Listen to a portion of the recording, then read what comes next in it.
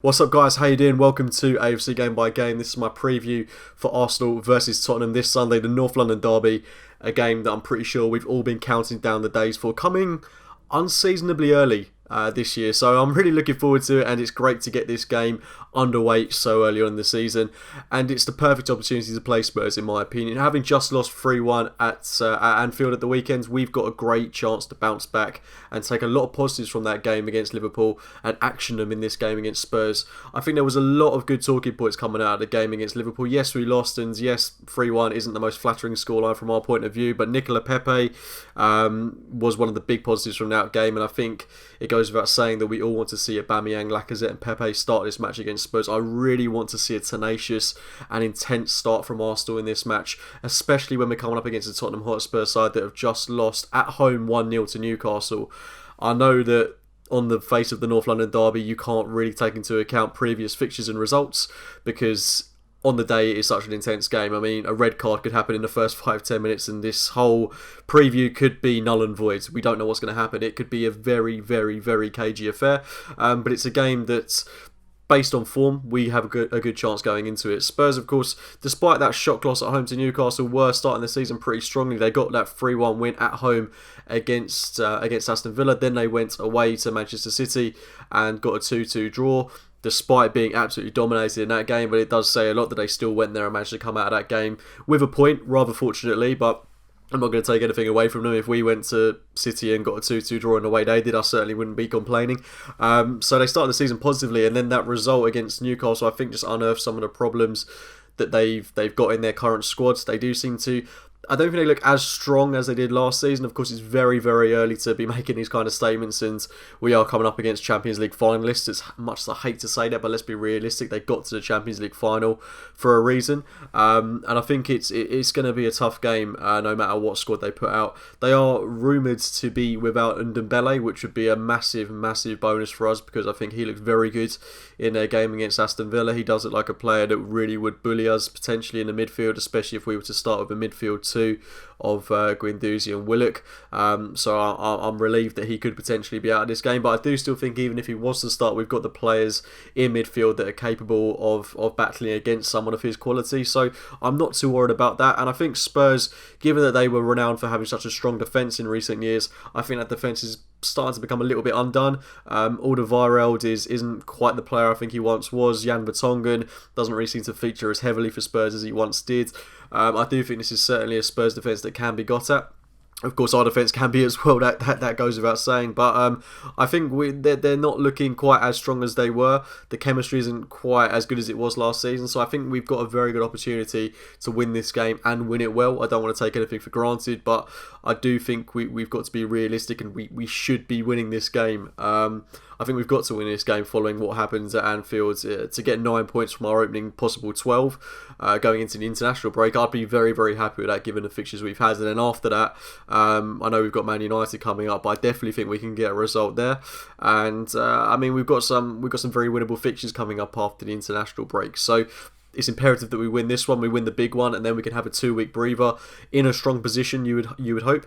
And then we've got Bellerin and Tierney coming back. We've got Rob Holding coming back. That's the first real positive that I want to speak about before heading into team lineups, etc. There was an update from the Arsenal medical team, which was published on Twitter earlier. Bellerin and Tierney coming back in September. Great to see. Of course, Tierney's not been out as long as Bellerin, but Bellerin having been out for about 9 months, I think it will probably be a couple of weeks at least before we see him integrated into the first team. Probably looking towards the back end of September. I think he'll be the same with Tierney. I don't think he'll be rushed into the squad. Maybe we'll see him get 30 or so minutes in a Carabao Cup game or a Europa League game, but I still think it will be a little while before we actually see those players in the first team. But one player that I think is edging ever closer to getting into the first team squad is Rob Holding. Obviously played a lot of minutes with the under-23s in recent weeks, and I think Emery's completely right in saying that this isn't the right game to bring him back into the fold after having nearly 8-9 months out. It's going to be such an intense game. It's not the right match to bring him into the starting berth. So I'd give the international break. I'd give Rob Holding a rest over that period, and then look to slowly integrate him back into the team, like he has done with previous players. So yeah, I think it's massively positive that he's coming back. He should be a fixture in our defence this season if he's plays as well as he did towards the start of last season. I thought he was excellent whenever he plays. So I'm excited to see him come back into the fold, and I think it should be holding alongside one of Socrates and David Luiz. I've said it before, but Socrates and David Luiz is too erratic at the back. I'm not really at all confident in that centre-back pairing, and I do worry about it in a game such as this one coming up on Sunday. But yeah, Holding's that calm, composed head that I want to see a lot of this season. I do want to see more of Callum James. I hope that he gets an opportunity. I don't think he's going to get a chance in this game, sadly, but I do think he will get an opportunity in the Europa League and Carabao Cup games that are coming up. And if he can continue to keep clean sheets and put in the performance that he did against Newcastle, I think he could be a very resolute option for Arsenal this season. So, yeah, a lot of positives to take at the back. I know our defence is ultimately our weakness, and a lot of people do like to mock it, but I think there's a lot of positivity to take from the options that we've got at the back, for sure. And I think it will look at like a different back line when you add in the fullbacks that we've got in Bellerin and Tierney. So yeah, I'm excited defensively. I really am, even though that might sound a little bit crazy. My team lineup for this game is incredibly tough to call because, of course, so many young players have been doing well. And in a game like this, you want experienced senior heads. And I don't know, Guendouzi I don't think was amazing against Liverpool, and he probably would be my first player to come out of the fold and be replaced by Lucas Torreira. I think it's essential that he starts this game. I think he's the one player that has to start this game that hasn't been starting recently. And then, of course, Ozil's coming back into the fold as well. Don't think he'll start this game. I'd be very surprised if he did. But I think a lot of people are really open to the idea of Xhaka, Torreira and Mesut Ozil as a midfield three. If we start with Aubameyang, Pepe and Lacazette up top, that would be very exciting for Ozil. But given that he's not played in recent weeks, to throw him into a game like this, I can already see him being on the back end of a lot of criticism. So I wouldn't be inclined to throw him into this game, and I would play Dani Ceballos that bit higher up. But a back five pretty much picks itself in my opinion.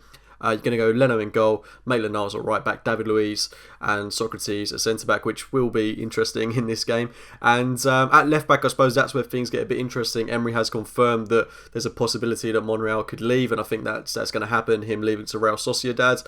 I think it's a good move for him. I don't think it's necessarily the right move for us, because I think it would have been good to have had Monreal here for the season with Kieran Tierney. Tierney could have learned a lot of Monreal, and I think he's looked good at the start of this season. He hasn't got the legs going forward, but defensively he's as solid as always. So, I mean, the North London derby potentially being his last game in an Arsenal shirt, there's two ways of looking at it. Is his head in the right place? I'm not too sure. The other option is Kolasinac, who's not really featured that much in recent weeks. I think he's had about a 20-minute spell off the bench against Burnley. So it's a shaky back line, really shaky if Kolasinac starts, a player that I'm not entirely convinced is a left back. But a great opportunity for him to stake a claim in this Arsenal team whilst Kieran Tierney is out. So we know the threat he offers going forward. If that is to be the back four, then I'll be crossing my fingers, my toes, and hoping that we put in a good defensive performance. But it's going to be tough with that back line. It's going to be really, really tough. A lot of players in there that are prone to individual mistakes. But I mean, I'll be putting a lot of faith in whatever backline starts. Moving into the midfield, I would go with a midfield pivot of Xhaka and Torreira. It's really hard for me to leave Willock out, but I think in this game you need experienced heads, you need leaders in the team. And Willock has been so good in recent weeks. If he can be an option off the bench, that would be fantastic. I just think he'd be better coming on as maybe a 30-minute cameo rather than starting this match. So Xhaka, Torreira, and then Ceballos just ahead of them in the number 10 role. And then the front three of Lacazette, Aubameyang and Pepe. That's a very good team for me. Midfield onwards is a very good team. But yeah, I'm excited by that side, and I do think that's the team that has a potential to beat Spurs. But I would also understand if it was maybe a Willock and Torreira partnership. But I think one thing we can all agree on, even though a lot of people won't agree with whether it's the right decision or not, is that Granit Xhaka is going to be a permanent fixture in this Arsenal 11 whilst he is at the club. I think that goes without saying. I don't think Emery shares the opinion that a lot of fans do, that he's not the right fit at Arsenal. And to be honest, I know he got a lot of criticism in the game against Liverpool. I'm not too sure why, to be honest. I don't think he was that bad. I don't think he was as bad as anyone else in that team. So I've got no problems with him starting in this game. And I do think he offers a lot to this Arsenal team. And Torreira alongside him, I think those two were really good last season as a midfield pivot. So I'd start with those two. And then Ceballos. I think Ceballos has to adapt a bit more to the English game. In fact, he'd be one of the players that I would potentially look to drop in favour of Willock, just because I think against Liverpool, when he tried to do the tricks, the flicks, the turns that he did against Burnley, where it looked so good, he tried to do about 3 of them against Liverpool, and he got caught out very, very, very easily. And he looked under pressure. At home, I've not really got too much of an issue with him starting because we should see more of the ball. He should have more of a chance to show off his passing ability, and I do think he'll be great for us in terms of driving forward, being that link between midfield and attack. So I think he's going to be a very good option for us in this game. But in those away games, away from home, I don't think he's necessarily the best option because he did get found out very easily against Liverpool. And I don't know, maybe it's a case of adaptation, but that could take a matter of months, and we've got to win this game here and now. But I think he'll be okay at home. If not, we've got other options in the team. Joe Willock is one, Mesut Ozil is another. But yeah, anyway, guys, I'm going to leave it there. Please let me know your team lineups in the comments box below. Drop a like on this video if you have enjoyed it. My score prediction for this game, I think it'll be I'm going to go 4-2 again. I think this could be a really, really exciting game. If it plays out exactly the way as it did last season, I'll be more than happy with that. Maybe with a few more goals. But anyway, yeah, as I say, drop a like on the video, subscribe to the channel if you are new, and as always, I'll speak to you very, very soon. See you later, guys.